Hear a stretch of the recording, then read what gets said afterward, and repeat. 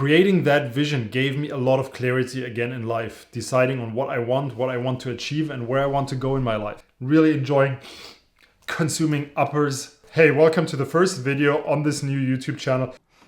And no, this video is not going to be a 30-minute video about doing drugs, but I couldn't resist cutting these elements together. Now, please be patient with me. I have to start this video this way. Be patient with me. This is the first video on this new channel. It's the first long-form video I have done in a long time, but I wanted to make sure that I can give you as much of my backstory as possible. That's why I recorded the video the way I did. That's why there is not a lot of editing. That's why there is not a lot of detailed structure. I just wanted to get my thoughts out and help you understand who I am, how I became the person I am today, and where I want to go with this channel.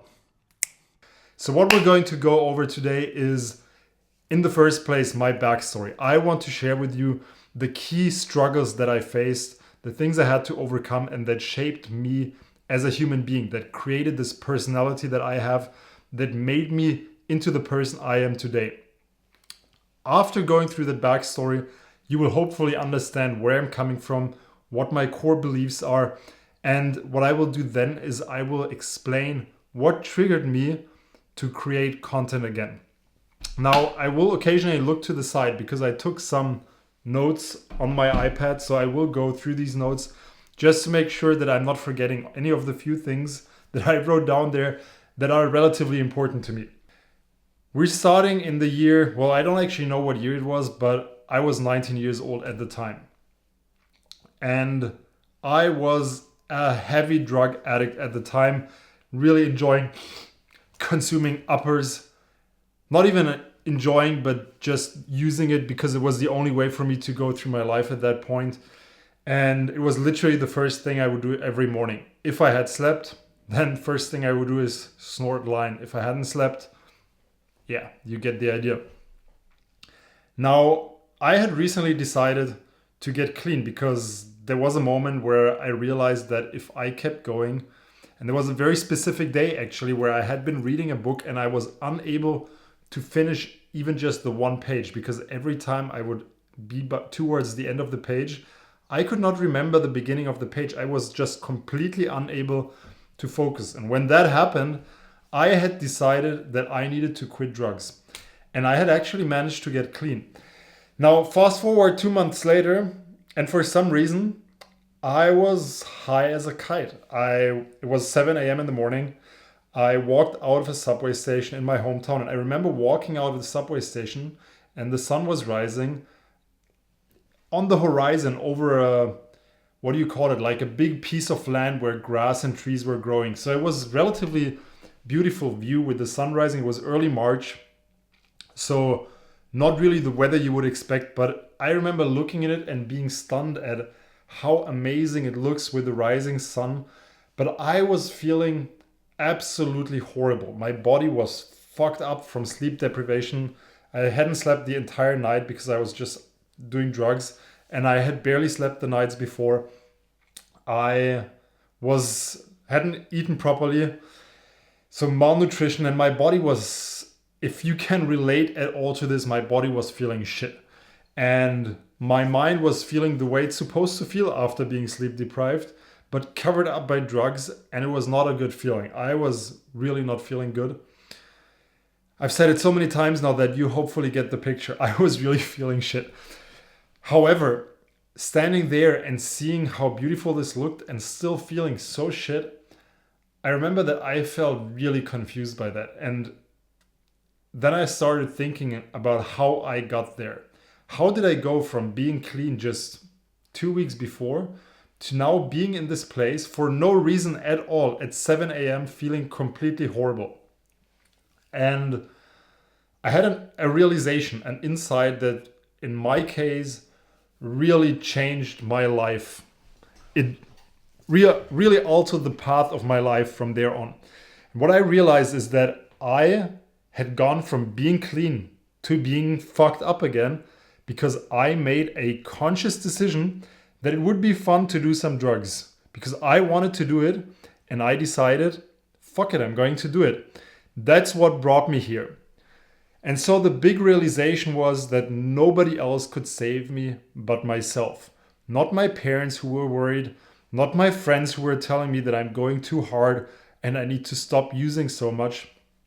The only person who could change me was me.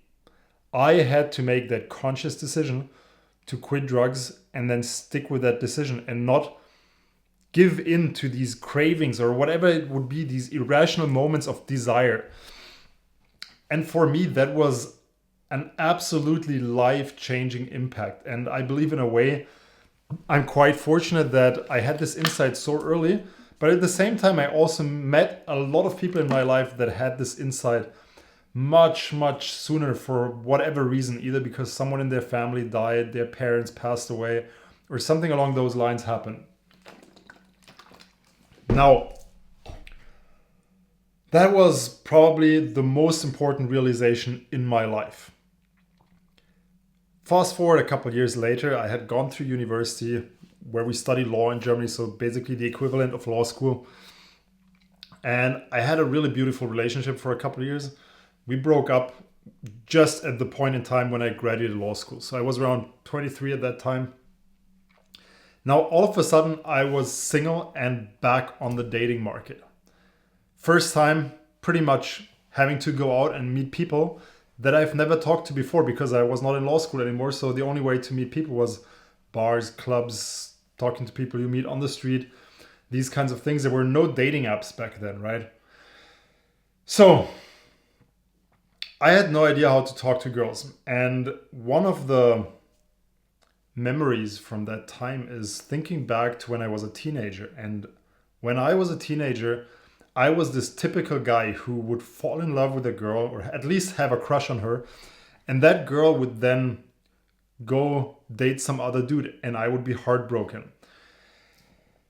And now here I was, 23, and this same scenario was about to repeat itself. I had approached a girl in university, like not even in my class, but I just saw her and then got her contact and we had been texting for quite a while.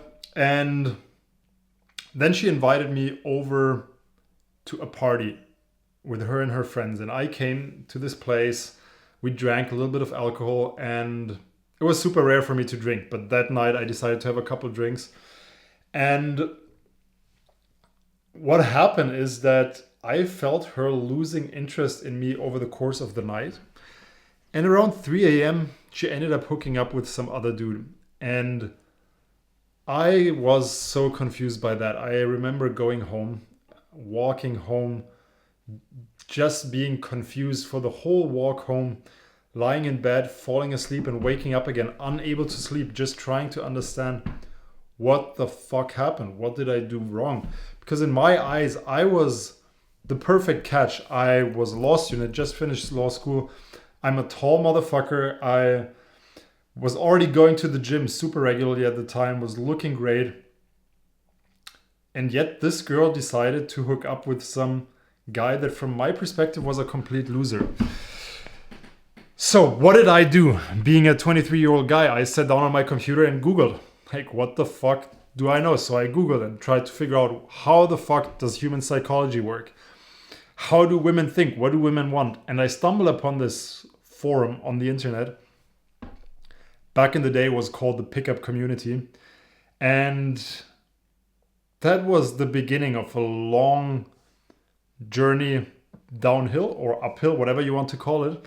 So I started realizing that being good with women is a skill set. And I guess that is probably the second big realization in my life, realizing that you can learn almost anything. Anything that is a skill, you can get better than 99.9% of people at it. Now, of course, if you don't have the genetic predisposition and a bit of talent, you're never going to make it to the top in any skill set, right? If you don't have the genetics, no matter how hard you work at bodybuilding, you're never going to be Mr. Olympia. If you weigh 130 pounds, you're never going to become a Formula One driver. If you're starting to drive race cars at 25, you're never going to be a race car driver, not in the Formula One at least. But you can get better at it than 99.9% of human population by sheer dedication, consistency, and willpower. Coming back to my further journey. So we're around the age of 23. I discovered that I can learn how to get better at talking to women, and I embark on this journey. And of course, in the beginning, there's a lot of you learn things that you do wrong, why you come across weird, and all of that stuff. But then I realized that I was just naturally insanely good at it, and I kind of became addicted to it. And what ensued was years of this almost addictive behavior of chasing women, chasing the validation that comes with it, the approval of being able to meet, date, and hang out with very attractive women, or just women that I personally thought were attractive, that I was into. But then, of course, also the validation you get from other guys that all look up to you, that in a way are jealous of you, that want to be like you, that want to learn from you. All of those things. And I guess for most of the past 10 years, I have just been on this journey of being an addict, of chasing girls. And around 3 years ago, I would say, I realized that there's no more progress. I had become a lawyer in the meantime. I was working as a lawyer. I was working really long hours, usually at least 60 hours a week, often 80 or more. And the only thing I would do outside of work is go to the gym 3 or 4 times a week. Still pretty consistent, but I wasn't going hard. The only other thing I was doing is party at least every Thursday, Friday, and Saturday. Not even drinking, but just going out to meet girls, going on dates with girls that I had met, spending time on dating apps, swiping, spending time talking to girls on Instagram, all of these things, and there was no real progress. So it felt more and more like I was just this guy who's very happy because I was having a lot of fun. I was finally in my 30s, I was making money from my law job. I was going out, I had girls, I had everything that people dream of. But I was just running in circles and there was no next step left for me. And it really felt that way because with growing older, I realized that almost everyone I had looked up to earlier is not really that great because most people are imperfect. And I guess in hindsight, that disillusioned me a little bit. I realized that I had been looking up to false idols and that made me not really seek out for a new goal. But last summer, I had talked about all of this to a really good friend of mine whose wedding I'm going to attend very soon. And he put me in touch with his coach. And his coach was a guy that I had an initial call with. And on that call, I realized that I didn't really want to do it, but I knew that doing it would have an impact on me. And I took the leap of faith and decided to invest in his program. I remember telling him on this call that I'm very content and I don't really have a next goal, but I'm very happy with the way my life goes. And he gave me a lot of shit and questioned me a lot, and I had to question myself a lot. We worked on finding my core values, understanding my principles, and creating a vision for myself. And creating that vision gave me a lot of clarity again in life, deciding on what I want to achieve, and where I want to go in my life.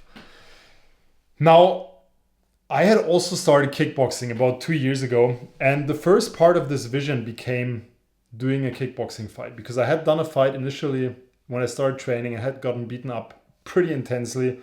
So I wanted to do it again and do it right. I had been training hard, so I decided to train like a professional for a while and then have a kickboxing fight. And doing this, training kickboxing like a professional, taught me many more lessons that I had completely forgotten. They were not new lessons, they were lessons I had learned before, like the importance of consistency, the importance of facing my fears. But they were all lessons that I had to relearn. And when I finished this kickboxing fight, I felt like I wanted to share these lessons that I had relearned with other people. And that's how I got to this whole content journey. So what brings me to create content again? Now, for those of you guys who don't know, I started making content pretty much 10 years ago in the year 2014. Here's a screenshot of my first video. And I had started a YouTube channel talking about productivity, getting stuff done, because at the time when I was a law student, this was one of my main interests. How can I get more productive, get more done, have more free time to do fun things? But after a couple of months of doing it, I didn't really know what to do with it. I didn't know how to make money with it, and I had to focus on my legal career, so I quit it. Why are things going to be different this time? And the simple answer is because this time is different. This time I'm not doing this with any long-term outcome. Rather, I believe I have a message. I'm a lawyer, I'm a very successful lawyer in Germany doing corporate law, helping people solve complex problems. I work with some of the top startup founders and business owners in Germany. At the same time, I have this background that I just gave you the backstory to, and I believe merging these two gives me insights into many ideas, struggles, and situations that other people cannot share in the same way. Now, of course, many of the things that I'm going to share, I believe are either common knowledge or have been shared thousands of times, because the important lessons, the basics, I'm not going to tell anyone anything new, but what I do hope is that I can share a unique perspective on many of those things that we've talked about already today, that I talk about on my Instagram. And by the way, if you haven't followed me on Instagram yet, or if you're not following me, I'm going to link my Instagram below. Feel free to shoot me a DM if you have any questions. I'm always happy to engage with people and help them if they struggle. What's my goal with the channel?